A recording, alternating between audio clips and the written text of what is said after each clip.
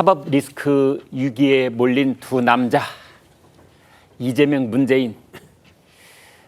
어떤 걸림돌도 없었습니다. 문재인 전 대통령과 이재명 대표가 어제 7개월 만에 두 손을 잡았는데 그 어느 때보다 돈독한 그리고 한 목소리를 내는 그런 분위기였고 또 검찰을 향해서 강하게 발언을 쏟아냈습니다. 어제 분위기는 어땠는지 영상을 보시겠습니다.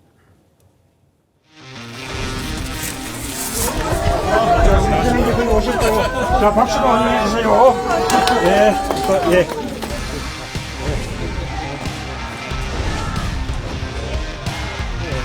지금 외교, 안보, 국방, 보훈 이 분야만큼은 지금 상황이 너무 좋지 않다고 생각하고 과거 정부보다 많이 퇴행을 하고 있다고 생각합니다.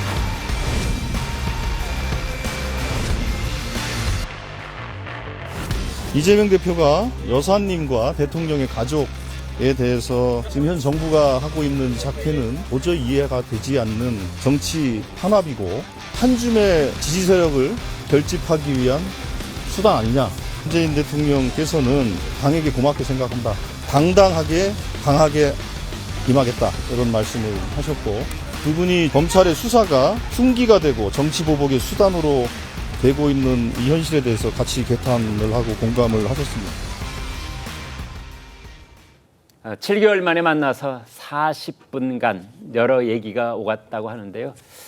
주요 내용 중에 하나가 문재인 전 대통령의 일가족과 관련한 검찰 수사였다고 합니다. 그런데 비공개 과정에서 문 전 대통령이 고맙다, 이 당에 고맙다, 이제 이런 얘기를 했다고 합니다. 문 전 대통령, 자, 최 기자, 왜 고맙다고 한 거예요? 네, 이게 지금 최근 문재인 전 대통령 일가를 겨냥한 검찰의 수사에 당이 TF까지 만들어서 대응을 하고 있잖아요. 이런 일련의 상황들에 대해서 문 전 대통령이 기본적으로 나나 가족이 또 감당하게 될 일이지만 당에게 고맙게 생각한다 이렇게 얘기를 한 겁니다. 그러면서 당당하게 또 강하게 임하겠다 이런 말도 했는데요. 앞서 이재명 대표가 지금 정부가 하고 있는 작태는 정치적으로나 법리적으로도 도저히 이해가 가지 않는 정치 탄압이고 또 한 줌의 지지 세력 결집을 위한 수단이 아니냐 이렇게 말을 하는 과정에서 나온 얘기입니다. 문 전 대통령은 더 강하고 일사불란한 지도부가 이끄는 민주당이 재집권을 위해서 더 적극적으로 활동했으면 좋겠다 이런 말도 한 걸로 알려졌는데 한편으로 또 궁금했던 게 그럼 이재명 대표와 김혜경 여사 수사에 대해서는 두 사람이 얘기를 나눴겠느냐 이런 것도 조금 궁금했는데 어제는 그런 얘기는 나오지 않은 걸로 알려지고 있습니다. 네, 최 기자, 그런데 멀리서 저렇게 당 지도부가 이재명 대표까지 찾아오면 밥 한 끼 내는 것이 인지상정 아닌가요? 네, 근데 뭐 이제 시간이 여의치 않고 이렇게 되다 보면요 차담으로 대신하는 경우도 있고요. 어제 인원수가 워낙 많았기 때문에 그 인력들과 다 같이 식사를 하는 것은 조금 어려웠지 않겠나 싶고 이재명 대표도 봉화마을을 들렀다가 오후에 뒤늦게 참석을 한 것이기 때문에요 시간 편의를 고려했다고 봐야 될 것이고 다만 앞에 이제 영상 보셨지만 평산 책방으로 이동을 해서 네. 당직자들과 기념사진도 찍고 이재명 대표와 문 전 대통령이 양옆에 서서 가운데 이제 뭐 당직자들이나 부산에 출마가 예정된 재보궐선거 후보들과 기념사진을 찍기도 했거든요. 그 과정에 이제 나누는 담소들로 식사 시간을 대체했습니다. 네, 문재인, 이재명 두 사람만 따로 독대의 시간은 없었습니까? 네, 그렇다고 알려지고 있습니다. 네.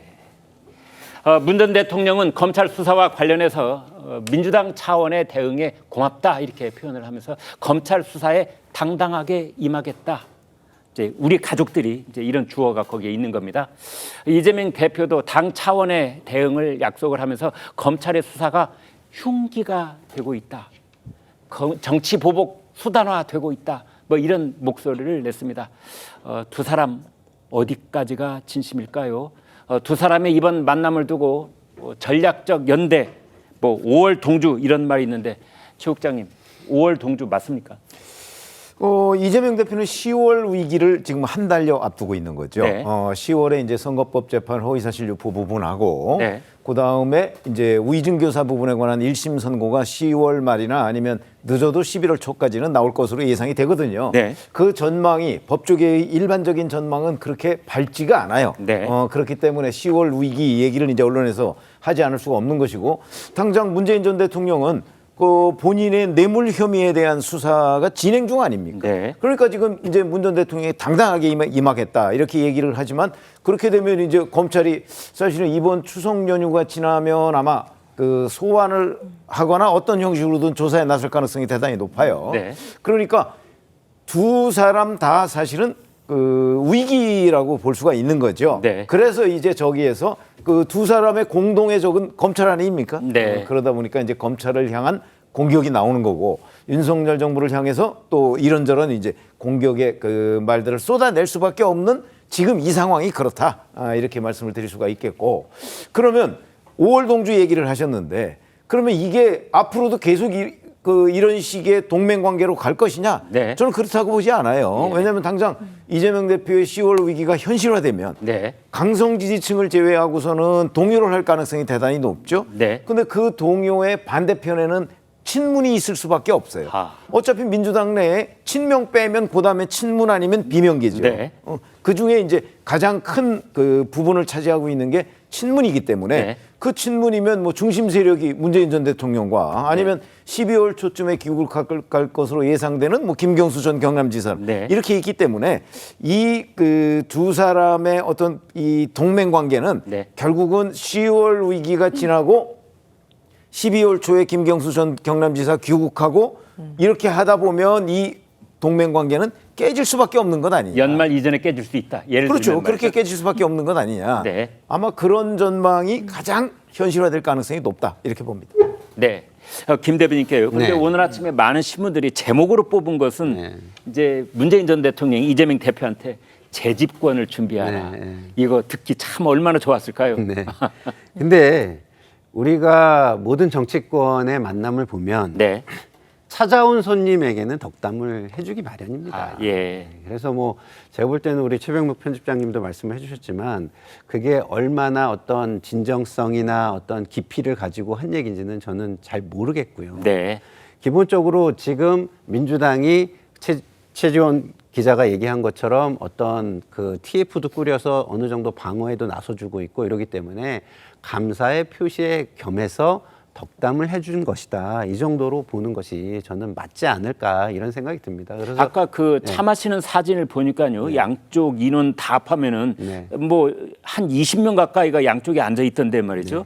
그다음에 책방에 가서 또 앞치마도 두르고 또 거기서 또 일정을 소화하고 한 40분 동안에 그런 얘기를 했다면 문재인 전 대통령하고 이재명 대표 속 있는 얘기를 할 시간은 거의 없었다고 봐야 돼요. 그렇죠. 예. 속 있는 얘기는 두 분이 마주 앉아서 할 때 네. 그런 이야기를 좀 더 깊이 있게 할 수 있는 것이고 다른 사람들이 다 있고 그러면은 그 얘기들이 기자들에게 바로 또 알려지게 되는데 네. 거기서 깊은 얘기를 할 수는 없었을 것으로 보입니다. 어쨌든 저렇게 같이 모여서 서로 의기투합하는 모습을 보이면 적어도 여론적으로 네. 지금 검찰 수사에 대해서 여론적 대응을 하는 데는 효율적인 방법이 될 수 있는 것이기 때문에 그런 모습을 연출했다라고 보는 것이 맞을 것으로 봅니다. 근데 저 문재인 전 대통령의 그 말 중에서 딱 눈길 가는 부분이 저는 네. 개인적으로 네. 그 재집권 얘기를 했죠. 네. 근데 민주당의 재집권이에요. 하. 전 그 부분이 굉장히 눈길이 가요. 그 주어가 왜냐면 이재명이 아니고 주어가 이재명 대표가 아니에요. 아, 네. 민주당의 재집권입니다. 하하. 아마 이런 부분이 이제 그 문재인 전 대통령의 본인의 속마음에 일단이 드러난 거 아닌가. 저는 네. 개인적으로 그렇게 봅니다. 어떤 문장은 아무리 머릿속으로 미리 구상을 한다고 그래도 은연중에 마음이 드러나기 마련인데 그렇죠. 아니, 그러니까 문재인 전 대통령이 바라는 건 민주당의 재집권이라니까요. 검찰 수사를 정치 보복으로 규정을 하면서 과거 두 사람의 발언도 새롭게 조명을 받고 있습니다. 이재명 대표는 2017년 적폐와 불의를 청산한다는 것이 정치 보복이라면 그런 정치 보복은 맨날 해도 된다. 이런 글을 지금 보시는 것처럼 올린 적이 있습니다.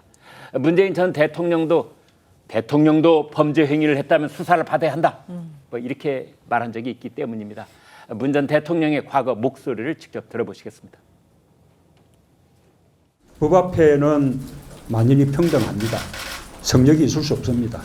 대통령도 범죄 행위를 했다면 당연히 수사 받아야 하고 또 퇴임 후에 그 불기소 특권이 없어진다면 그때는 또 엄정한 법의 심판도 받아야 할 것입니다. 자, 여기서 궁금해지는 게 하나 있는데요. 문재인 정부 당시에도 검찰 수사가 있었고 지금의 이제 검찰 수사가 있는데 성재준 의원님, 두 검찰 수사가 서로 다르다고 봐야 됩니까?